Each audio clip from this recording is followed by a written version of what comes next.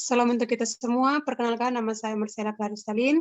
Di sini saya akan mempresentasikan hasil kerja saya mengenai perspektif global dari visi geografi, sejarah, dan ekonomi.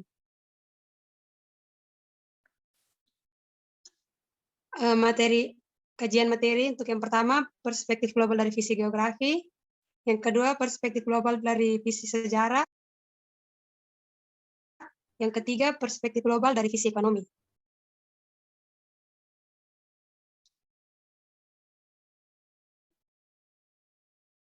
Yang pertama, perspektif global dari visi geografi. Geografi adalah ilmu yang mengkaji aspek-aspek keruangan dengan berbagai fenomena dalam konteks keruangan. Ruang dimaksudkan dalam kajian geografi yaitu permukaan bumi yang terdiri dari 3 dimensi yang dapat dirinci menjadi muka bumi yang berupa darat dan perairan serta ruang udara di atasnya.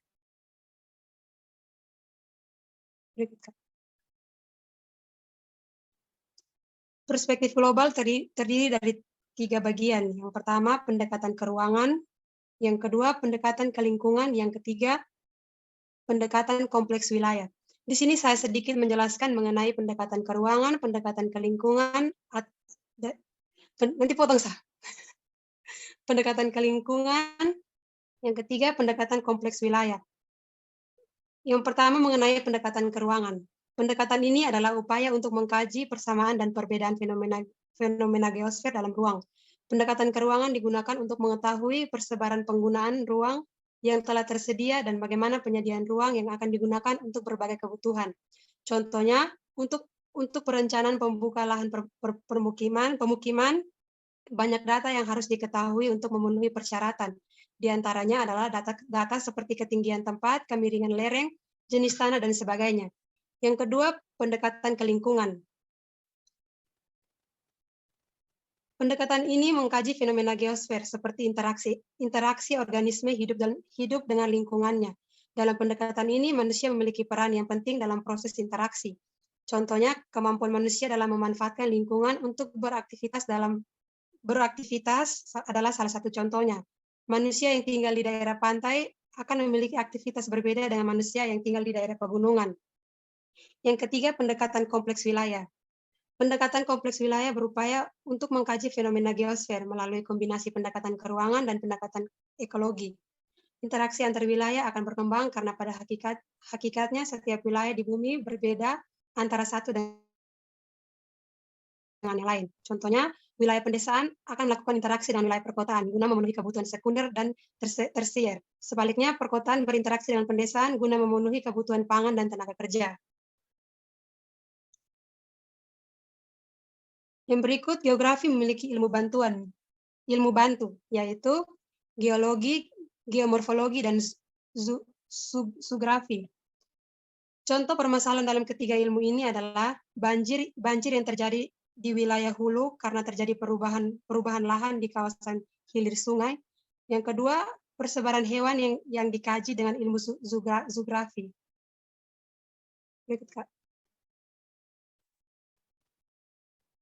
Apakah yang dimaksud dengan perspektif geografi atau keruangan? Yang dimaksud dengan perspektif geografi atau keruangan adalah suatu kemampuan memandang secara mendalam berkenan dengan fenomena, proses, dan masalah keruangan permukaan bumi, baik pada masa lampau, masa kini, dan terutama masa yang akan datang.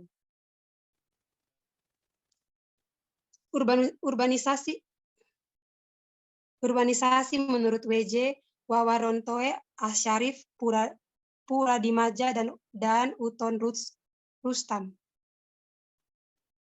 Terjadi karena adanya 3 peristiwa yang saling berkaitan satu sama lain. Tiga peristiwa yang menjadi penyebab proses urbanisasi adalah yang pertama, perpindahan penduduk dari pedesaan ke perkotaan, yang kedua, perluasan area atau kawasan kota, dan yang ketiga, perubahan cara hidup sebagai orang kota. Pengertian region atau wilayah atau kawasan menurut Peter Hangat adalah bagian dari permukaan bumi, baik alamiah maupun binaan manusia yang membedakannya dan areal yang ada di sekitarnya. Wilayah dapat dibedakan berdasarkan ukuran yang bervariasi. Indonesia melalui dan wilayah kabupaten meningkat ke wilayah provinsi, lebih luas lagi wilayah kawasan timur Indonesia, lebih luas lagi kawasan ASEAN, kawasan Asia Pasifik, dan seterusnya. Permasalahan yang sering mengemukakan dalam perspektif geografi adalah lingkungan hidup. Di sini saya ambil contoh permasalahan yang berkaitan dengan lingkungan hidup, yaitu biosfer.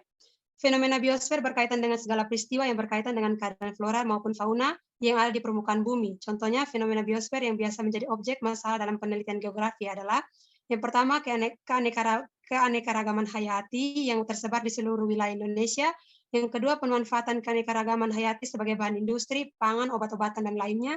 Yang ketiga, pengelolaan kawasan konservasi berupa tempat pelestarian flora dan fauna. Yang menyebabkan makin mendekatnya interaksi keruangan antar regional, yang pertama bidang transportasi, yang kedua bidang elektronik. Perlu kita ketahui adanya perkembangan di bidang transportasi, ada darat, laut, dan udara, dan juga kemajuan di bidang elektronik, ada radio, TV, faksimili, dan internet. Persentuhan interaksi keruangan adalah pergerakan orang, barang, atau informasi dari suatu daerah lain atau dari daerah asal ke daerah tujuan. Persentuhan interaksi keruangan antar regional ini adalah terlihat pula pada pakaian, makanan, kesenian, dan perdagangan. Pakaian khas suatu daerah atau suatu negara dan kesenian atau suara dan musik mampu bersifat non-materi. Pengetahuan ilmu dan seni telah menjadi milik dunia atau saling ketergantungan. Dalam era perspektif global sekarang menjadi keuntungan yang positif yang harus dimanfaatkan dengan baik. Yang kedua, perspektif global dan misi sejarah. Pengertian sejarah dan geografi menurut Immanuel Kant pada abad 18. Immanuel Kant pada abad 18 mengemukakan bahwa sejarah dan geografi merupakan ilmu Dewi Tunggal. Maksudnya, jika sejarah mempertanyakan suatu peristiwa itu pada interrogatif temporal atau kapan terjadi pertanyaan ini, belumlah lengkap bila tidak dilengkapi dengan mempertanyakan interrogatif spatial, di mana tempat terjadinya. Perspektif sejarah atau waktu tidak hanya selalu dipandang dari dimensi masa lampau, tetapi juga pada masa kini dan masa yang akan datang. Peristiwa-peristiwa yang terjadi yang mempunyai dampak global. Saya ambil contoh misalnya konferensi Asia Afrika, perang, bom Bali, terorisme adalah masalah-masalah global yang perlu dikenang dan menjadi fokus perhatian para pemimpin dan ilmuwan dunia. Yang berikut arti Historia Magistra Vitae menurut Cicero. Historia Magistra Vitae atau sejarah adalah guru yang terbaik. Maksudnya sejarah itu merupakan sebuah pengalaman yang akan menjadikan kita bijaksana dan pintar. Artinya, sejarah itu membuat suatu bangsa menjadi arif bijaksana dan tidak akan mengulang kesalahan-kesalahan yang pernah dilakukan oleh para pendahulunya atau kesalahan pada masa lalu. Yang berikut ada penanaman dan pewarisan nilai-nilai kebangsaan bagi generasi muda untuk memasuki era baru kehidupan global yang menantang di hadapan kita. Tentu kita mengenal kehebatan dan keperkasaan tokoh-tokoh agama seperti para nabi, rasul, negarawan, panglima, ilmuwan penemu, pejuang bangsa yang tidak hanya berpengaruh di kalangan bangsa dan umatnya pada saat masih hidup, melainkan tetapi menjadi contoh dan teladan yang dikenang jasa-jasanya sepanjang zaman. Karena kekokohannya, tokoh-tokoh tersebut sudah menjadi milik dunia dan telah menjadi sorotan dalam perspektif global. Bukan hanya dengan sudut pandang sejarah, melainkan juga telah menjadi sudut pandang ilmu lainnya. Yang berikut ada bangunan-bangunan bersejarah seperti Ka'bah, Masjidil Haram di Mekah, piramida di Mesir, tembok Cina, Taj Mahal di Agra, India, Menara Eiffel di Prancis, Candi Borobudur di Indonesia. Kita mengenal bangunan tersebut sebagai keajaiban dunia yang tidak hanya bernilai dan bermakna sejarah, melainkan menjadi milik nilai global yang telah menjadi simbol. Bangunan-bangunan tersebut menjadi media perdamaian persatuan umat, bernilai ilmu pengetahuan, memiliki nilai memiliki nilai arsitektur, nilai ekonomi, dan lain-lain. Secara ekonomis, bangunan-bangunan kuno klasik yang monumental ini akan mendatangkan devisa bagi negara, karena para turis mancanegara ingin menyaksikan kemegahan dan keunikan bangunan-bangunan yang banyak memandang nilai-nilai pengetahuan tersebut.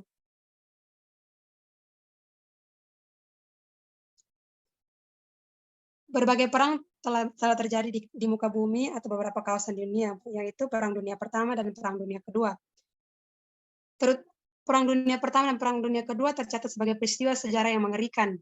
Tidak hanya dilihat dari sudut penggunaan persenjataan modern, peristiwa perang ini dipandang dari perspektif global, merupakan kehancuran yang menyebabkan terjadinya pembunuhan massal yang perlu dikutuk oleh seluruh umat manusia, karena tidak sesuai dengan nilai-nilai dan hakikat kemanusiaannya. Perang sejak dahulu hingga sekarang masih kita saksikan di berbagai belahan dunia. Selain sebagai malapetaka bagi kelanjutan peradaban umat manusia, perang juga menjadi media penyadaran umat manusia di dunia untuk mencapai perdamaian dan persatuan bagi kelangsungan hidup umat manusia. Bahkan secara global, perang untuk meningkatkan kemampuan di bidang iptek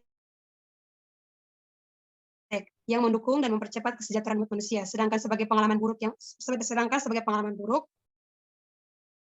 yang berakibat kehancuran peradaban umat manusia di muka bumi menjadi penyadaran agar kita semua tetap waspada terhadap bahaya perang yang setiap saat mengancam kelangsungan hidup umat manusia di mana saja terjadinya. Bagi kepentingan dunia pendidikan, perang adalah suatu peristiwa yang harus dikenang dan menjadi upaya peningkatan kesadaran penghayatan terhadap peserta didik akan bahayanya perang pada masa yang akan datang. Yang berikut konferensi Asia Afrika yang berlangsung di Bandung, Indonesia tahun 1955 yang dikenal dengan Dasasila Bandung atau kalangan negara-negara terjajah atau yang disebut Semangat Bandung. Dasasila Bandung atau yang lebih dikenal di kalangan negara-negara terjajah adalah Semangat Bandung telah memompa semangat dan meningkatkan kesadaran masyarakat Asia Afrika akan haknya sebagai umat yang memiliki hak untuk bebas, merdeka, dan berdaulat di negaranya sendiri. Peristiwa-peristiwa yang bersejarah ini dihadiri oleh utusan dan perwakilan 29 negara Asia Afrika, menumbuhkan nilai-nilai kemanusiaan dan persaudaraan, serta meningkatnya martabat di kalangan bangsa-bangsa yang mengikuti konferensi tersebut. Peristiwa yang monumental ini telah membukakan mata negara-negara maju sebagai bekas penjajah terhadap arti kemerdekaan bagi bekas negara-negara jajahan yang harus diperhitungkan. Kebangkitan negara-negara terjajah di Asia Afrika ini juga telah menyadarkan masyarakat dunia ketiga terhadap pentingnya menggalang persatuan dan kesatuan untuk menghadapi negara-negara besar secara sosial budaya, sosial ekonomi, dan sosial politik lebih memiliki kekuatan dan pada negara-negara dunia ketiga. Yang ketiga, perspektif global dan visi ekonomi. Masalah-masalah global dan aspek ekonomi ikut menentukan, bahkan akibat persoalan ekonomi menyebabkan terjadinya konflik. Contoh masalah-masalah global yang mempengaruhi globalisasi ekonomi terhadap bisnis Indonesia. Pengaruh yang paling besar dapat dilihat dari ekspor, impor, investasi, dan tenaga kerja. Berkat globalisasi ekonomi, Indonesia dapat menjual produk dalam negeri ke luar negeri melalui kegiatan ekspor.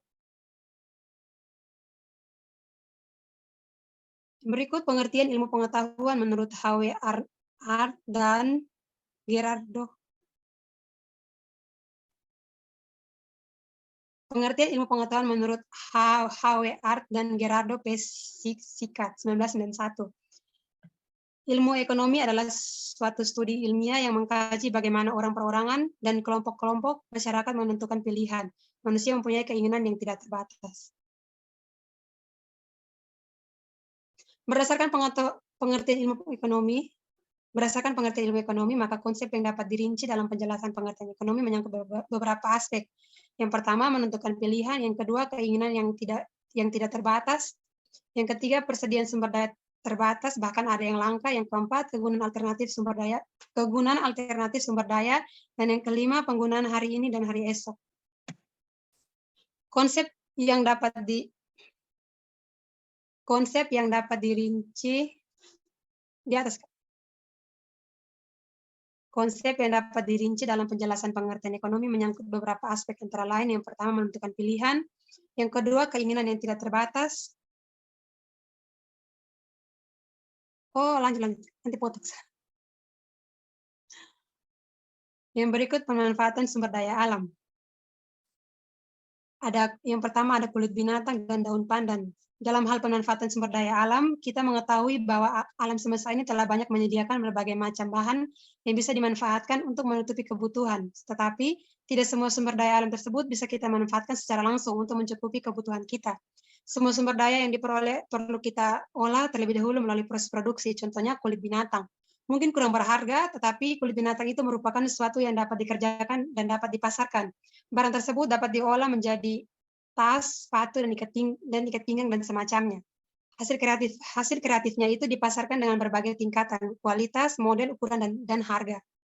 Bahkan yang lain ada daun pandan.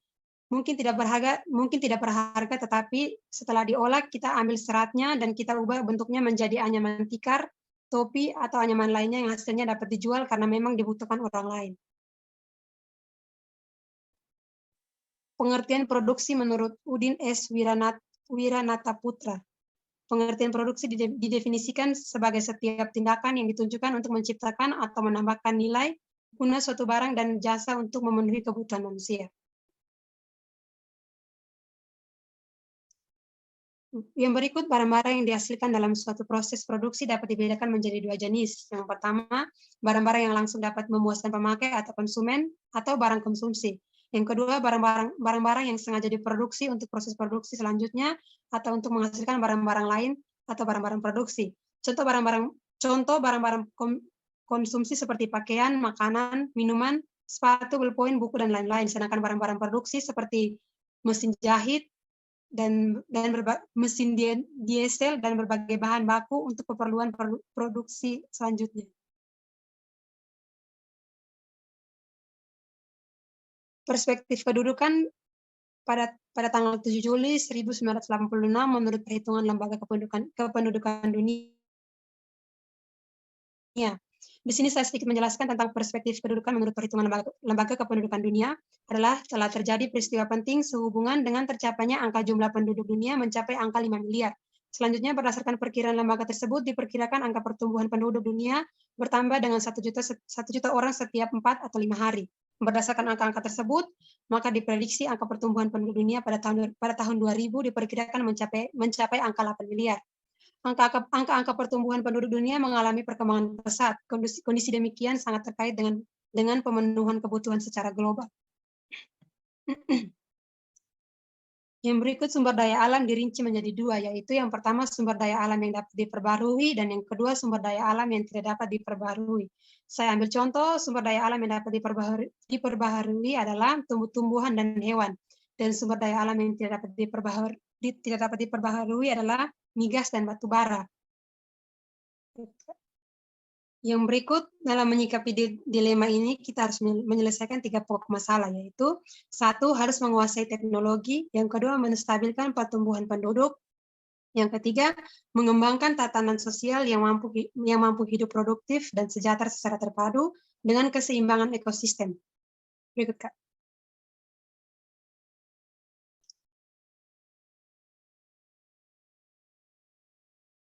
Yang berikut pemanfaatan iptek. Yang pertama, mempermudah komunikasi. Yang kedua, mempermudah pekerjaan yang dilakukan oleh manusia. Yang ketiga, waktu yang digunakan lebih efisien dalam mendapat informasi. Yang keempat, dapat membantu manusia dalam meningkatkan dan memanfaatkan sumber energi bagi kelangsungan hidup manusia. Namun, kita juga perlu mengamati lingkungan sekitar kita yang telah rusak dan terkuras oleh penerapan dan pemanfaatan iptek itu.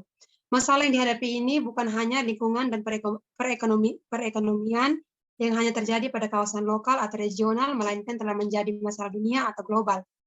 Dari ilustrasi yang ditampilkan itu terlihat bahwa iptek bukanlah segala-galanya. Pada suatu ketika, globalisasi akan berbalik kepada kita atau manusia, bagaimana kita mampu mengembangkan perantara sosial untuk mengendalikan iptek sesuai dengan asas keseimbangan dan kelestarian. Kesenjangan, kerusakan, dan masalah-masalah yang terjadi dalam kehidupan kita serta lingkungan itu harus dikembalikan kepada manusianya, terutama dalam perbaikan akhlaknya.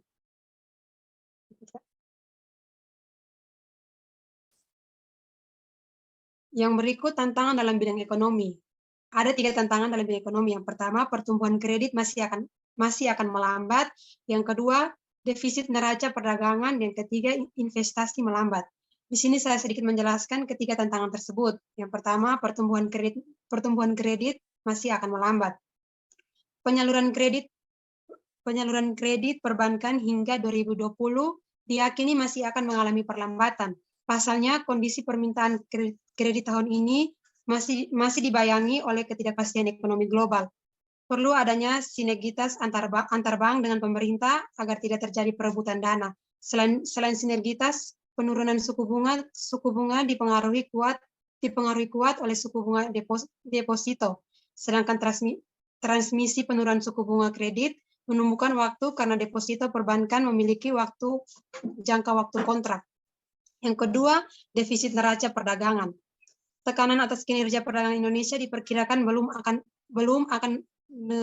akan neraca seiring masih terus terkoreksinya pertumbuhan perdagangan global. Sementara perang dagang diperkirakan masih akan berlanjut dan turut menekankan negara-negara berkembang, termasuk Indonesia. Komoditas ekspor andalan Indonesia seperti batu bara dan minyak kelapa sawit mentah akan mengalami kenaikan signifikan pada tahun ini. Hal itu akan mempengaruhi pertumbuhan nilai ekspor Indonesia. Yang ketiga, investasi melambat. Seperti tahun 2019, investasi ke dalam negeri diperkirakan masih akan mengalami tekanan. Hal ini terlihat pada pencapaian pajak yang tidak sesuai target di tahun 2019. Untuk memastikan konsep maupun implementasi program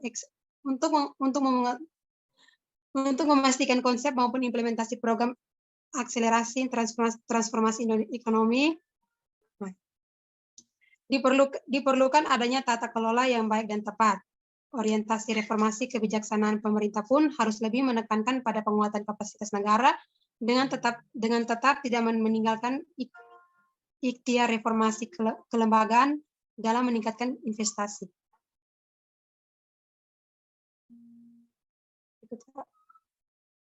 Sekian dan terima kasih hasil presentasi saya.